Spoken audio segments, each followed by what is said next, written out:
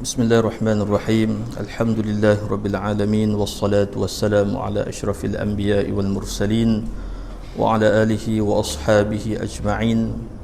Subhanaka la ilma lana illa ma 'allamtana innaka antal alimul hakim. Rabbi yassir wa la tu'assir, rabbi tammim bil khair.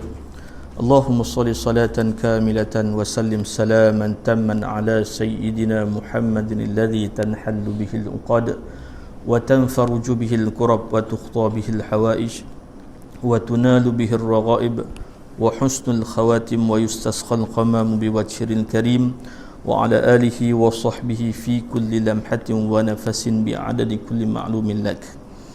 Alhamdulillah, syukur kepada Allah Subhanahu wa taala dapat diberikan kesempatan oleh Allah Subhanahu wa taala untuk kita mendengar sedikit peringatan daripada Allah Subhanahu wa taala dan juga daripada Nabi sallallahu alaihi wasallam.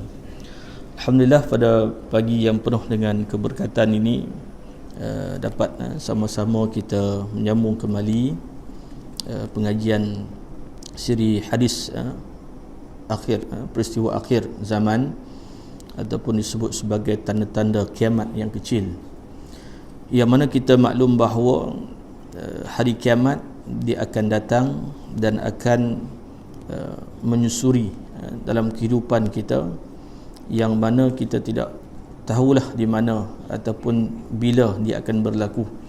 Apapun yang disebut tentang tanda-tanda itu sangat besar, sangat banyak. Di antara tanda-tanda kecil dan di antara juga ialah tanda-tanda yang besar.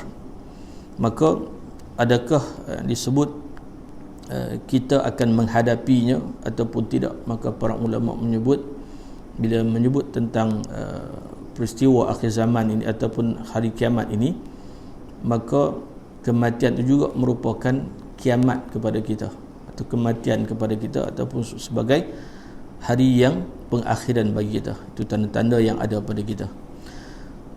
Pada pagi ini kita akan menyentuh berkaitan dengan hadis yang ke-6, muka-muka surat 19, iaitu yang disebut sebagai golongan anti hadis. Dan bila sebut golongan anti hadis, ini adalah golongan yang tidak mempercayai akan hadis Nabi sallallahu alaihi wasallam. Maka di antara yang menyebabkan mereka tidak setuju ataupun tidak mengiktiraf hadis Nabi sallallahu alaihi wasallam, ada yang mengatakan bahawa Nabi SAW sebagai manusia yang biasa, yang sama dengan kita. Itu di antara dia. Macam Tuan Imam baca tadi ayat yang disebut sebagai Nabi SAW ini bashar yang biasa, tetapi Allah Subhanahu wa ta'ala memberikan wahyu kepada Nabi SAW.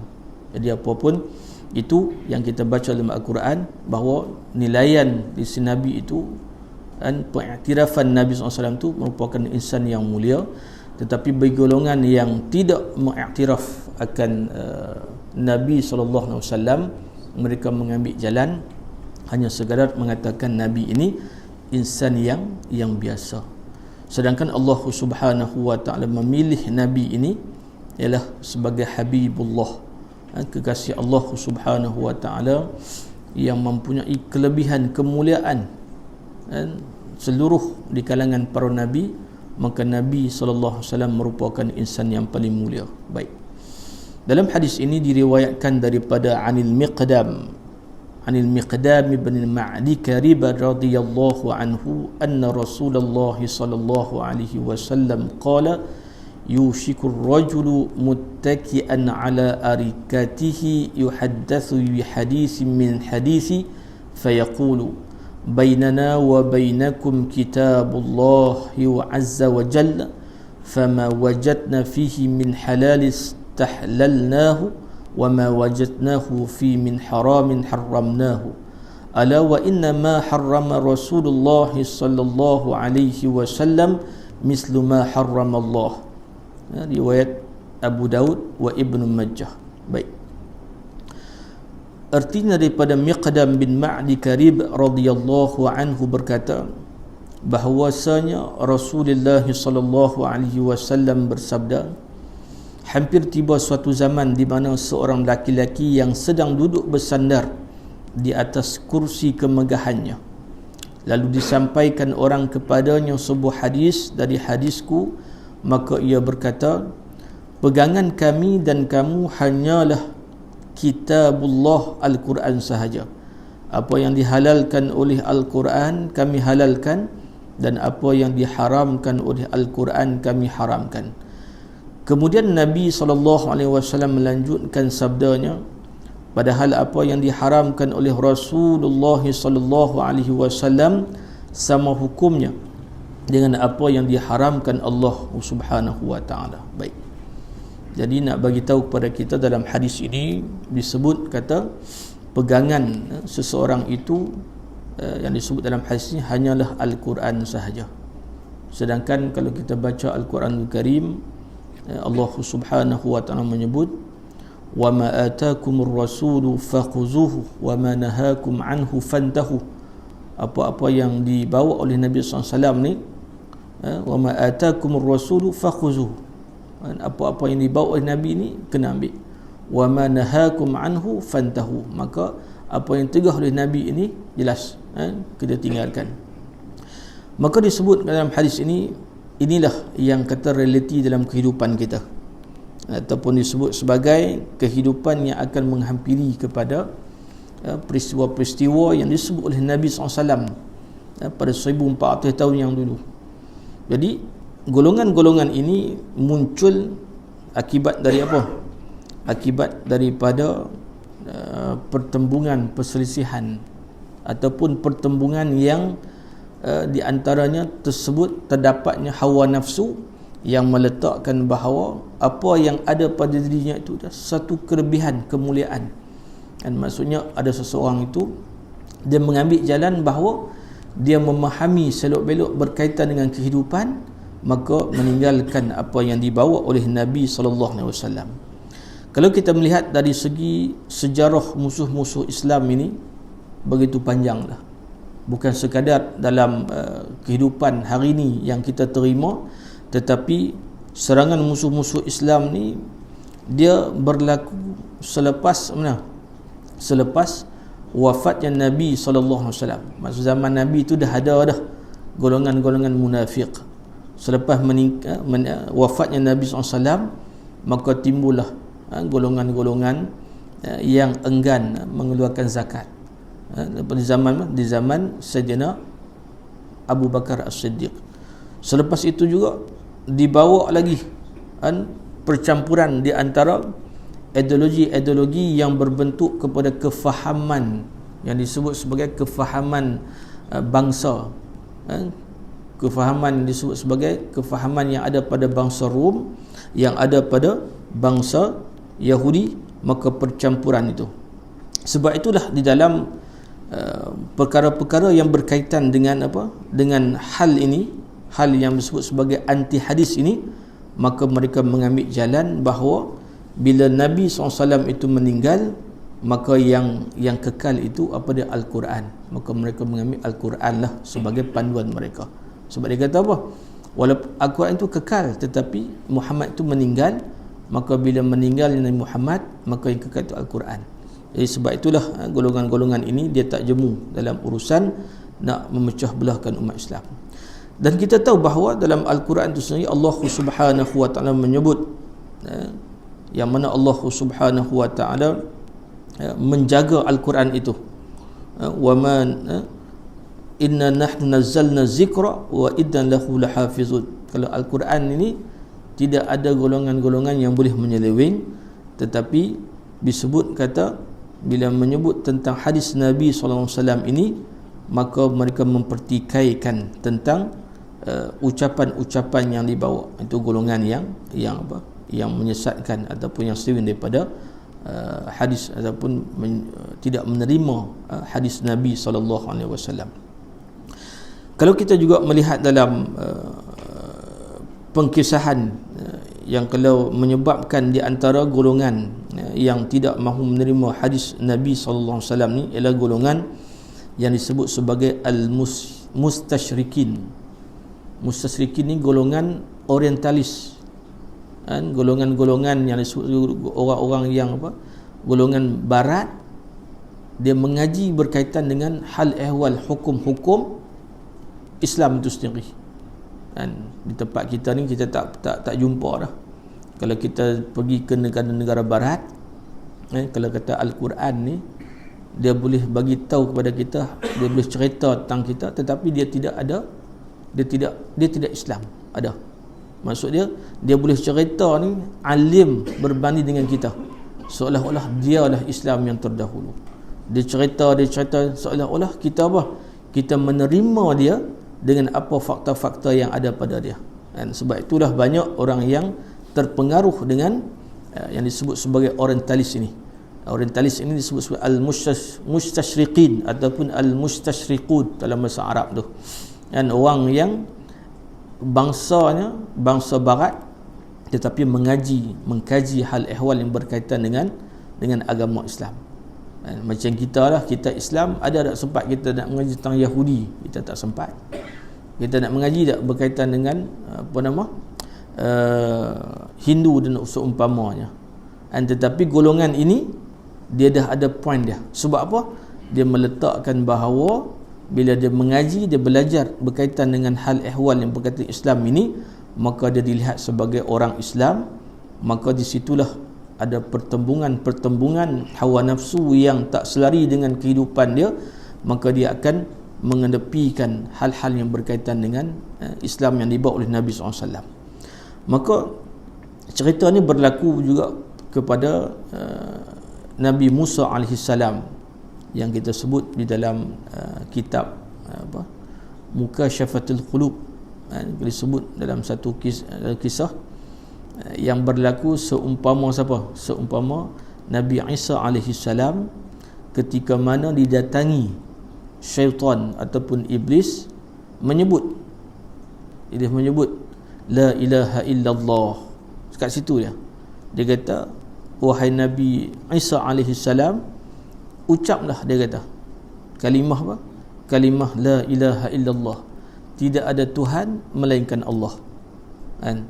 Lepas tu Nabi Isa kata, memang sekalipun yang disebut kata kalimah itu kalimah yang mulia, la ilaha illallah ni kalimah yang mulia lah, tetapi disebabkan perantaraan itu dengan perantaraan kamu, maka sesekali aku tidak akan menyebut dia.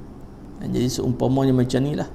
Dan sebab kalau Nabi Isa alaihissalam menyahut seruan ataupun menyahut kalimah la ilaha illallah itu, maka seumpama kita telah Nabi Isa telah mengikuti ajaran ataupun mengikuti ucapan ataupun menjadikan dia sebagai pengantaraan dengan menyebut kalimah Allah. Dan sebab itulah dalam keadaan kita nak menerima sesuatu yang disebut sebagai ilmu, maka ciri-ciri itu kena ada dah. Dan kalaulah seseorang itu disebut kata nak mendapatkan ilmu pengetahuan, pastinya kena melihat beberapa perkara. Kalau guru yang mengajar itu, walaupun segi ilmu itu betul, tetapi hawa nafsu itu tidak betul dengan kehendak dan apa yang dibawa oleh Nabi SAW, maka itu secara totalnya kita akan tolak. Sebab itulah para fuqaha, orang-orang yang faqih semenjak zaman sahabat lagi, dengan apa sekalipun yang berlaku kepada hal ehwal yang berkaitan dengan kehidupan mereka, mereka merujuk kepada Al-Quran.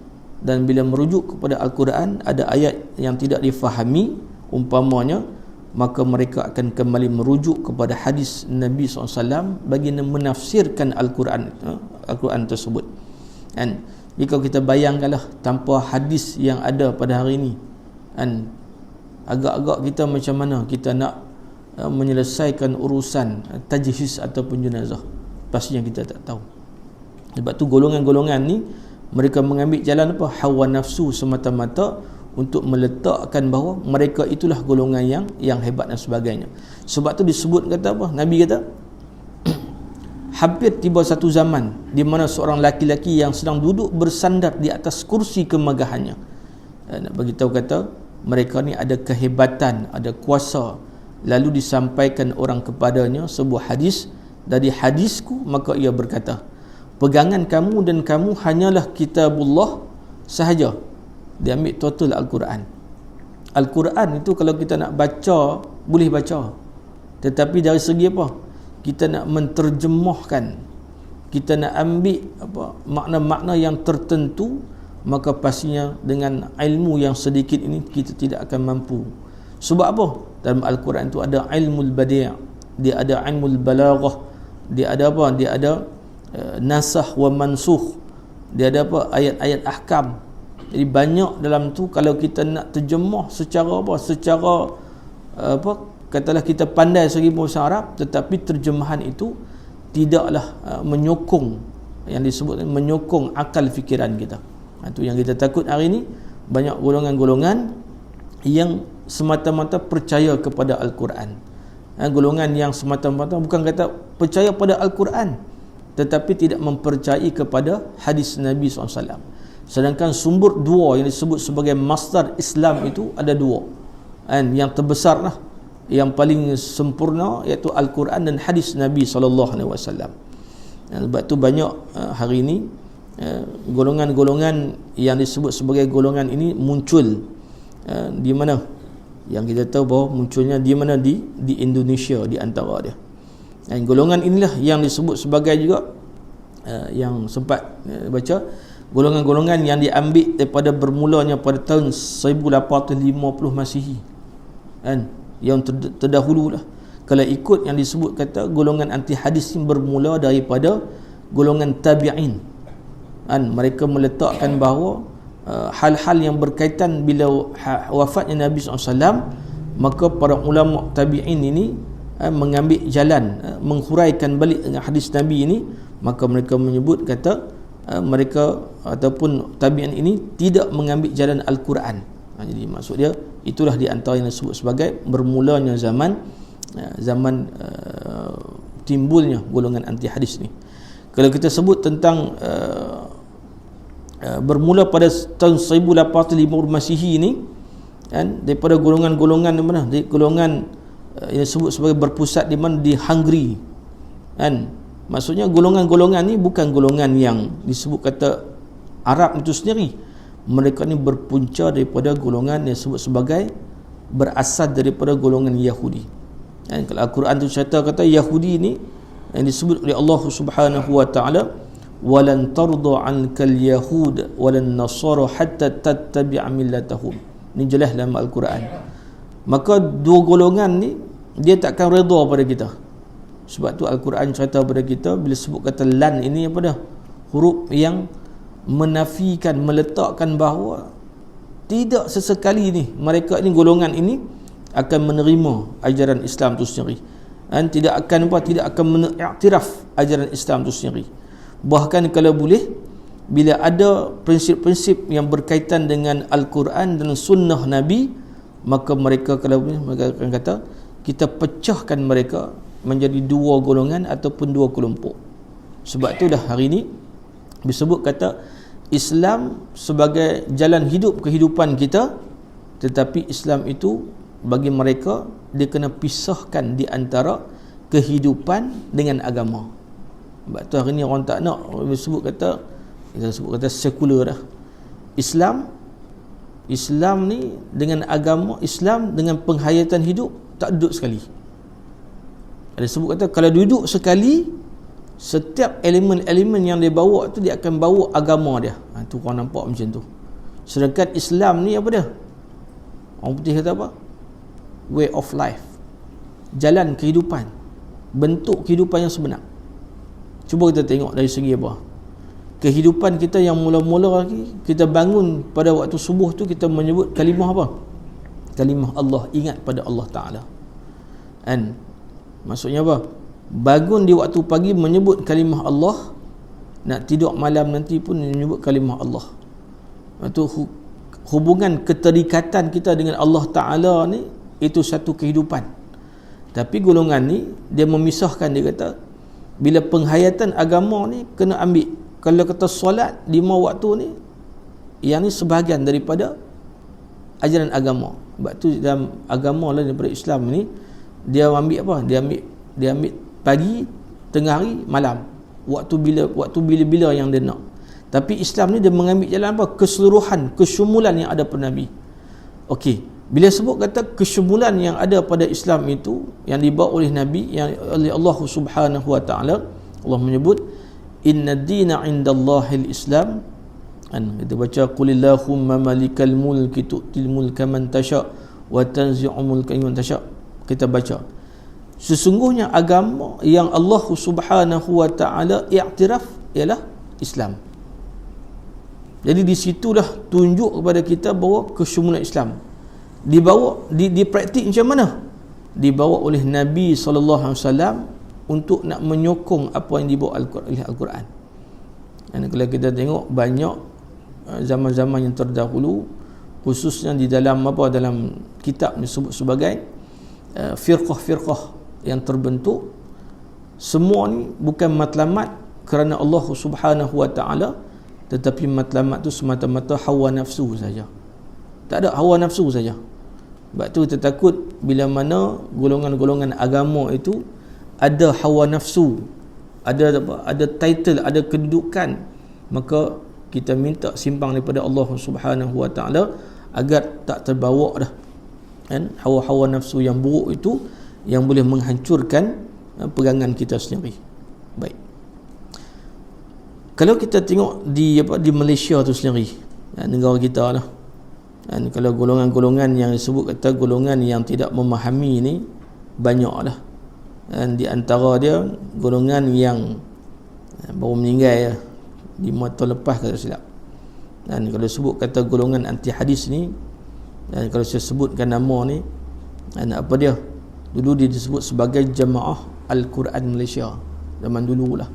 Zaman hari ni orang tak nampak, sebab hari ni dia tak bawa gerakan itu dalam keadaan gerakan yang ada nama. Dia bawa gerakan yang berbentuk kepada dia akan mempertikai, dia kata betul ke hadis Nabi, betul ke, sahih ke. Dia bawa golongan tu pula. Kalau zaman dulu mereka kata nak bawa satu perubahan kena ada apa? Ada jamaah zaman dulu. Hari ni jamaah tak ada dah. Dia dah ubah dah. Kita bawa style kehidupan ini yang mempertikai balik, adakah hadis ni hadis yang betul, hadis yang tak betul, itu dia bawa gitu dah. Jadi bila sebut kata jemaah ni, ada orang ada golongan yang autoriti ni boleh menyekat, tetapi hari ni mereka tidak menggunakan disebut sebagai jemaah, mereka menggunakan secara personal untuk mendekati seseorang itu lebih mudah. Sebab kalau jemaah ni kan banyaklah kena daftar lah, kena apa semua di Malaysia lah. Kalau zaman dulu disebut sebagai apa? Jamaah Al-Quran Malaysia. Jadi bila sebut kata Jamaah Al-Quran, orang akan kata, oh Masya Allah, ni jamaah yang disebut sebagai jamaah yang baik lah, jamaah yang terbaik. Dan maka selepas itu juga ditukar pula kepada Jamaah Forum Iqra. Kalau di Indonesia sebut sebagai apa? Jamaah Quraniyin. Itu zaman tu banyak lah. Sebab apa? Sebab benda-benda yang dibawa oleh mereka ini, dia aktif dari segi apa? Menghilangkan dari segi pegangan manusia itu kepada hadis Nabi SAW. Dan kalau kita nak mengaji hadis ni, kena mengaji dari segi apa? Ilmu mustalahul hadis. Ilmu mustalah hadis ni kena mengaji. Dan sebab itulah kalaulah disebut kata peristiwa Isra' Mi'raj, Isra' wal Mi'raj Nabi SAW, dan kalau golongan hadis dia menolak kan, tetapi bagi kita nak faham macam mana, kenalah melalui jalan apa? Ilmu mustalah hadis ataupun ulum hadis. Itu memperbahaskan tentang apa? Tentang hadis ini mutawatir ataupun tidak, bagaimana sanad perawi itu sahih, kuat ataupun tidak. Itu sampai tahu tu. Tapi sebab tu golongan Al-Quran kata, kalau kita nak nilai dari segi golongan-golongan ni, seolah-olah buang masa kita. Sebab nak kaji jadi dia kata macam inilah, kita ambil Al-Quran tu, kita pegang, kita amalkan apa yang dibawa oleh Al-Quran tu sendiri. Sebab tu dah di antara ajaran yang mereka bawa ni, yang pertama sebut kata apa? Yang pertama, syahadah pertama saja yang ada, yang betul. Sebab tadi lepas tak iktiraf lah, kata Muhammad tu pesuruh Allah. Bila kata Muhammad tu bukan pesuruh Allah, total mereka buang tentang kalimah syahadah itu. Itu. Maka dia sebut kata kalimah tu hanya sekadar yang pertama, kita 2 kalimah syahadah. Macam baru ni golongan apa, Hizbut Tahrir, kalau disebut syahadah tu hanya satu ya, kan, la ilaha illallah Muhammadur Rasulullah. Tak ada rukun apa, rukun iman kita ada 6, ada 5 yang mereka dia perbuang tak akhirat. Tu di antara golongan-golongan yang kalau tak berpegang teguh kepada ajaran ahli sunnah wal jamaah maka habis, kan. Jadi apa? Sebab package yang mereka letakkan itu ialah package yang berbentuk pada keduniaan. Package inilah yang akan apa? Yang akan bawa satu generasi ke satu generasi ini akan lupa tanggungjawab tentang apa? Kehendak Islam itu sendiri. Dan maka pertama di antara ajaran yang dibawa tu apa dia? Syahadah yang pertama sahaja diterima, manakala syahadah yang kedua terbatal. Yang kedua rambut bukan aurat wanita. Kerana dalam berwuduk, maksudnya rambut ni bukan. Sebab apa? Sebab rambut ni dia tumbuh daripada kepala. Sebab tu dia tak tudung. Rambut ni dia macam menutupi kepala. Yang asal tu apa? Kepala tu lah aurat naknya. Rambut tak aurat. Tu dia punya apa? Beberapa yang disebut sebagai hal yang telah apa? Menjadi rutin dalam kehidupan mereka. Jadi kena fahamlah benda ni.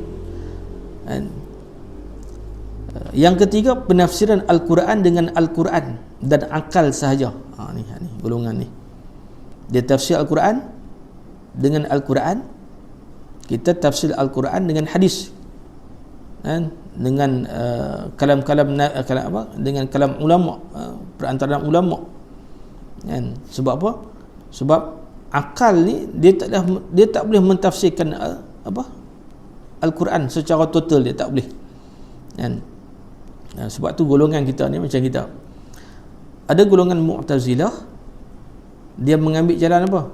Dia ambil kata Al-Quran itu kena ikut akal dia, bukan akal itu mengikut Al-Quran. Itu jalan dia. Yang keempat, dia mentafsirkan bahawa mempertikaikan hukuman hudud, kerana hudud dalam Al-Quran bermaksud sempadan. Betul tak? Makna yang secara zahir tu hudud ni apa dia? Sempadan dah. Had, jamak dia hudud. Itu bahasa Arab. Yang kelima, dia menganggap umat Islam mendewa-dewakan Rasulullah SAW dengan cara bersalawat kepada baginda. Dia kata kalau bentuk jenis manusia ni yang Tuhan cipta ni, semestinya apa? Tak boleh nak mendewakan. Sedangkan dalam Islam disebut kata Nabi ni, kata Nabi, salawat pada Nabi itu sendiri telah apa? Membuka jalan-jalan keberkatan yang ada pada kita. Itu banyak golongan ni. Yang keenam, disebut hari kiamat bukanlah seperti yang difahami oleh majoriti umat Islam, tetapi suatu evolusi yang akan berlaku kepada dunia. Tu. Macam bala bencana, malapetaka yang berlaku ni, dia tak sebut, mereka tak sebut sebagai ujian kepada manusia. Dia tak sebut kata apa? Dia tak sebut kata bala daripada Allah Ta'ala. Dia kata evolusi kehidupan manusia. Manusia kena tempuh. Perubahan yang ada, manusia kena tempuh. Sampai tu. Sebab tu, bila kata golongan-golongan ini, bila dia menterjemahkan, memahami Al-Quran dengan akal semata-mata, maka dia akan menjadi percanggahan, dia akan berlaku kemusnahan yang berpanjangan.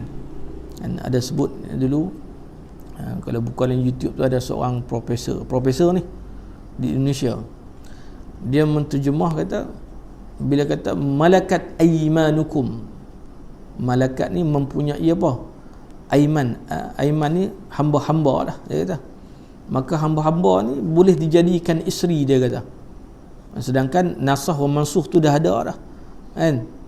Maka dia kata ambil boleh, isteri hanya seorang, tapi yang lain ni boleh.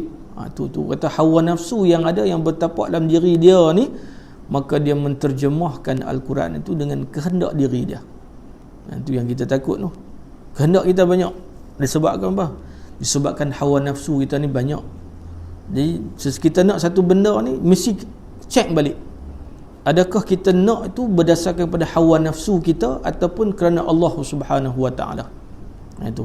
Sebab tu dalam kehidupan kita ni, di antara wahyu dan akal, maka diletakkan wahyu dulu. Ada setengah orang kata bila kata wahyu itu membatasi akal dia, tak kena pada akal dia, maka dia akan memberontak. Macam mana kita nak elakkan daripada benda ni berlaku? Maka rujuklah perkara-perkara yang disebut kata hadis Nabi ni, yang hadis yang muktabar, ataupun memperbanyakkan, melazimilah dari segi apa? Dari segi pemahaman kita dengan urusan-urusan berkaitan dengan ilmu pengetahuan ni. Sebab tu disebut kata orang Islam ni perantaraan dia nak memahami Al-Quran ni mesti dengan hadis Nabi SAW. Tak boleh ambil Al-Quran lainlah daripada yang diberikan oleh Allah Subhanahu Wa Taala. Kita boleh menterjemahkan Al-Quran tu dengan apa? Dengan makna yang tersendiri. Itu disebut sebagai ilmu laduni. Yang disebut kata para ulama, bukan kita sendiri yang mengiktiraf kata kita ada ilmu laduni, tapi ilmu laduni ni Allah Subhanahu Wa Taala yang bagi. Nak bagi tu bukan dia tengok orang yang macam, dia tengok segi apa pengamalan kita, kehidupan kita. Dan kalau di Mesir seorang tu nama dia Imam Asy-Sya'rawi, dan Mutawalli Sya'rawi. Dia kalau baca Al-Quran, dan dia zaman Husni Mubarak dulu lah, zaman dulu. Dan kalau Husni Mubarak dia pegang bau dia nasihat. Dan dia pegang Al-Quran tu, dia baca gitu ya.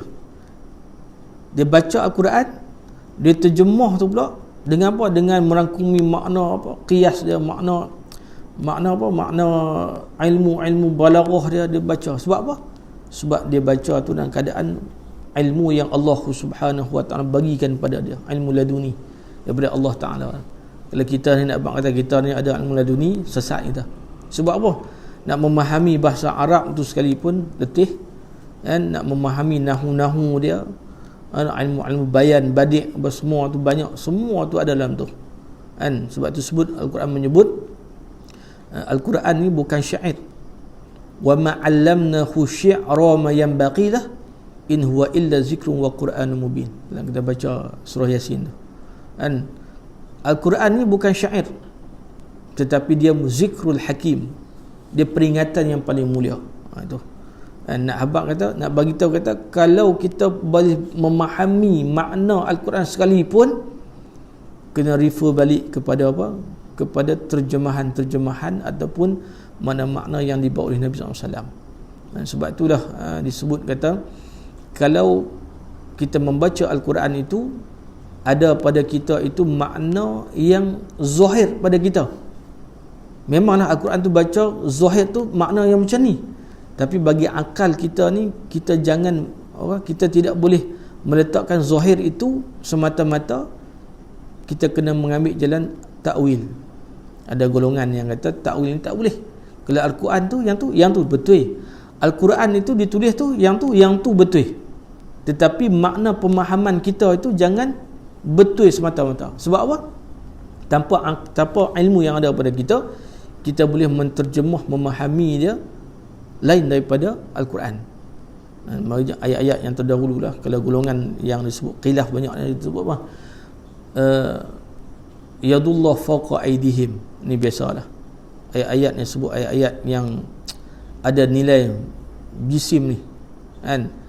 Tangan Allah itu mengatasi tangan-tangan mereka, kan? Bagi kita Ahlussunnah wal Jamaah, yang aliran kita ni, kita akan menyebut bila menyebut tentang tangan, takut orang yang tidak ada ilmu, dia kata tangan sebutir ni, tangan yang kita ada.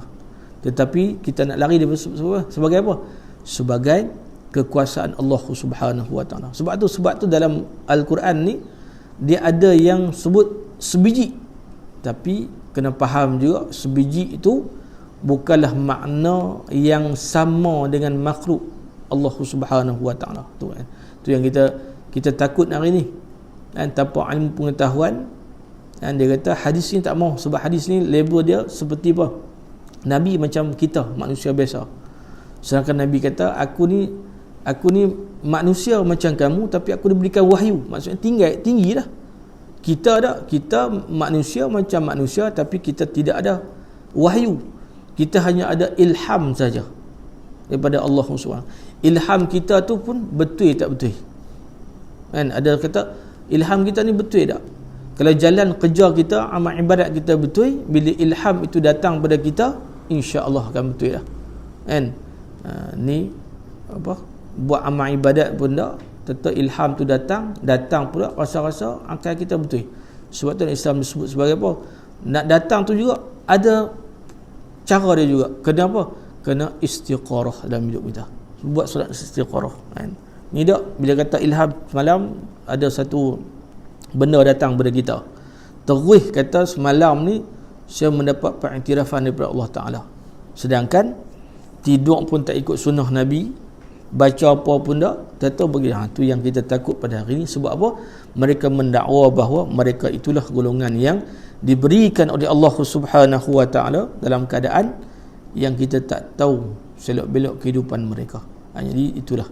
Dan maka disebut kata golongan anti hadis juga golongan yang tidak akan selamat, tidak akan reda golongan ini sehinggalah hari akhirat. Kan? Tu tak cerita lagi berkaitan dengan apa? Pertembungan di antara golongan, peperangan-peperangan yang berlaku. Dan ada golongan kata kalaulah Nabi itu boleh menyatu padukan, ni di luar akal fikiran kita lah, dan manusia seluruh alam ini, maka pastinya kenapakah Islam itu didatangi dengan pertembungan mata pedang. Ni orang tadi sini kata. Sebab apa kata? Islam ni jalan dakwah mereka ni hanya semata-mata dengan mata pedang. Sebab tengok sejarah kisah-kisah yang berlaku berzaman tu, Islam tu dia tak bawa bukan apa, dia tak memerangi manusia sehinggalah menyebut kata kalimah la ilaha illallah Muhammadur Rasulullah. Kalau kata bawa kalimah tu dulu, kalimah la ilaha illallah Muhammadur Rasulullah ni, kalau orang yang kita memerangi tu, kita memperangi dia, tapi bila mana dia menyebut kalimah la ilaha illallah Muhammadur Rasulullah, tak jadi kita ambil untuk berperang dengan dia. Sebab apa? Dia itulah sahabat dan saudara kita itu dalam Islam itu sendiri. Jadi orientalis mengatakan bahawa Islam itu didatangi dengan apa? Dengan tersebar dengan mata pedang. Maka yang inilah satu golongan yang kita boleh menolak dia. Islam ada perdamaian dia. Kan? Orang ganggu dia, gugat dia, baru dia angkat. Tapi kalau dalam pertempuran itu mereka meletakkan bahawa la ilaha illallah Muhammadur Rasulullah, maka tak jadi perang. Sebab tu para sahabat Nabi nak meraihkan dalam peperangan tu sehingga apa? Di saat nak berperang tu, nak berlawan itu, tiba-tiba musuh itu meludah dia. Kan? Dia tak jadi bunuh. Sebab apa? Dia kata kalau aku bunuh itu disebabkan dengan dia ludah, maka aku tidak akan dapat tempat di sisi Allah Ta'ala. Itu ra'i dalam urusan yang berkaitan dengan peperangan. Jadi ini kita boleh kita nak boleh menyanggah lah kata Islam itu dia datang dalam keadaan apa? Dalam keadaan peperangan, dalam menyebarkan Islam dengan mata pedang. Itu di antara yang disebut sebagai apa? Golongan orientalis yang nak menyekat bahawa Islam itu ialah agama yang sebenar. Ada juga golongan yang mengatakan bahawa ni golongan orientalis, dia kata apa? Dia kata Nabi Muhammad SAW itu berkahwin dengan Sayyidah Aisyah dalam keadaan budak. Sekalipun budak, tetapi kita fahamlah macam mana kedudukan pada zaman yang terdahulu. Zaman kita dulu, tok wan kita pun kahwin muda juga. Tidak ada alasan. Sebab setiap persoalan yang ditimbul oleh golongan-golongan anti hadis ataupun orientalis ini ada jawapan-jawapan tersendiri. Cuma golongan ini diikuti oleh golongan yang tidak memahami dengan ilmu pengetahuan yang sebenar, maka generasi ini dia akan apa? Dia akan bersambung zaman berzaman sampai dah kepada hari akhirat. Ini yang disebut oleh Nabi SAW. Maka benarlah apa yang disebut oleh Nabi SAW dalam kehidupan kita. Jadi pencegahan yang dapat kita lakukan daripada golongan ini adalah untuk apa? Untuk kita memahami dari segi apa? Teras dalam ilmu-ilmu Islam itu sendiri. Dan banyak orang hari ini dia mengaji, dia ambil jalan hanya sekadar kata hadis saja, tapi dia tidak mengambil jalan memahami susur jalur dalam urusan ilmu mustalah hadis. Itu sebab tu di sekolah ni dia kata ada basic lah. Kalau nak mengaji hadis ni kena mengaji juga ilmu mustalah hadis. ataupun sebut sebagai takhrij hadis, nak tahu hadis ini betul tak betul daripada mana siapa. Dan kalau kita baca hari ini, hadis ni daripada apa? Anil Miqdam bin Ma'di Karib, tapi pada ada lagi an haddatsani sampai dah ni berapa generasi dah, cuma kita ambil sanad yang terdekat daripada Anil Miqdam bin Ma'di Karib radhiyallahu anhu. Anil Miqdam ni disebut oleh para sahabat, kata dia ni hidup pada zaman yang terlampau panjang, dan pada umur dia disebut, kata ada yang dia meninggal tu umur 93, 96, panjang dia.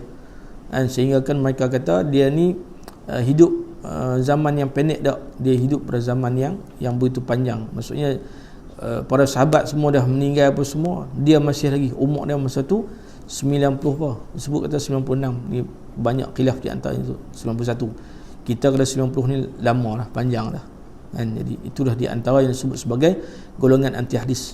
Jadi inilah golongan yang akan timbul, akan wujud pada zaman mutaakhir ini. Dan bila mana disebut kata teknologi itu telah menguasai kehidupan manusia, hadis-hadis Nabi ni orang tak ambil dah, dan orang tak mengaji dah. Bahkan orang kata hadis Nabi ni cerita yang yang biasa-biasa. Tu ada pada hari ini kan. Kalau kita betul-betul nak kuat, kita ambil Al-Quran kan. Sedangkan sumber perundangan Islam itu yang menerangkan hukum hakam dari segi Al-Quran itu pada hadis Nabi SAW.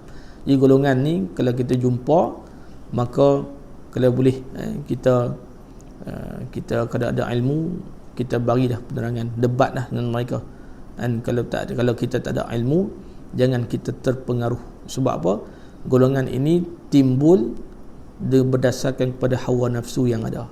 Dan banyak hari ni, sebab tu banyak di antara jabatan-jabatan agama hari ni, dia melihat dari segi pembawakan penceramah yang tidak diiktiraf melalui satu proses sebagai tauliah dalam menyampaikan ilmu pengetahuan.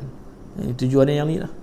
Dan bila terjemah, baca ayat Quran satu, terjemah terus, terjemah pula dengan apa? Dengan hawa nafsu. Ini yang menyebabkan berlakunya pertembungan di antara hak dan batil yang akan memusnahkan kehidupan manusia di akhir zaman hari ini. Banyak hari ini juga disebut kata zaman dulu wujud anti hadis. Hari ini disebut golongan yang yang meletakkan bahawa kehidupan itu orang tu golongan dulu golongan anti hadis. Hari ini golongan yang mempertikaikan hadis. Cerdik sikit lah. Dulu hadis Nabi tak mau tolak. Hari ini datang pula golongan anti hadis. Dia kata hadis ni betul tak? Sahih tak? Daripada mana? Siapa yang sampai tahu tu? Dia detailkan balik. Dan dulu kalau sebut kata hadis Nabi ni orang tolak, hari ni orang bertikaikan. Sebab apa? Kaedah pertembungan hari ni lain. Dan kalau dia kata betul bacaan ni, dia mula gitu tak? Hadis ni baca ni betul tak? Sanad ni daripada mana? Betul kaedah-kaedah tu macam mana sekalipun dia akan mengambil jalan supaya apa? Ada sanksi di kalangan kehidupan masyarakat Islam itu sendiri. Jadi sekadar itulah yang disebut sebagai berhati-hatilah kita dengan apa? Golongan anti hadis ni. Dan kalau seingat saya yang meninggal baru ni apa dia? Kasim Ahmad. Itu dia dicop oleh Jabatan Agama sebagai golongan anti hadis. Lah sekali dia juga dikubur, ditanam macam biasa juga. Tapi itu urusan dia dengan Allah Subhanahu Wa Taala dah. Jadi cara pembawakan dia itu sudah menyimpang daripada yang sebenar dah. Jadi di antara hukum yang Allah tentukan tu kita serah pada Allah Subhanahu Wa Taala. Jadi kita yang ada pada hari ini hendaklah mengambil dua sumber ini sebagai sumber yang tertinggi dalam agama kita. Atau disebut sebagai masdar al-islami, punca hukum dalam Islam itu sendiri. Sekadar itulah perkongsian kita pada pagi ini. Mudah-mudahan kita dapat sedikitlah pencerahan berkaitan dengan golongan-golongan yang anti hadis, yang apa yang dibawa oleh Nabi SAW tu kena ambil, yang disebut oleh Al-Quran Karim, wa a'udzubillahi minasyaitanirrajim, wa ma atakumur rasulu fakhuzuh wa ma nahakum anhu fantahu. Inilah yang kita sebut sebagai real, yang sebenar, yang dibawa apa-apa yang oleh Nabi SAW kita kena ambil, dan apa yang dicegah oleh Nabi SAW, maka kita kena tinggalkan. Disebab itu aqulu qawli hadza wa astaghfirullahal azim wa billahi taufiq wal hidayah. Wassalamualaikum warahmatullahi wabarakatuh. Bismillahirrahmanirrahim. Alhamdulillahirabbil alamin wassalatu wassalamu ala asyrafil anbiya'i wal mursalin wa ala alihi wa sahbihi ajma'in. اللهم أخرجنا من ظلمات الوهم وأكرمنا بنور الفهم وافتح علينا بمعرفتك وسهلنا برحمتك يا أرحم الراحمين. ربنا آتنا في الدنيا حسنة وفي الآخرة حسنة وقنا عذاب النار. وصلى الله على سيدنا محمد والحمد لله رب العالمين. السلام عليكم ورحمة الله وبركاته.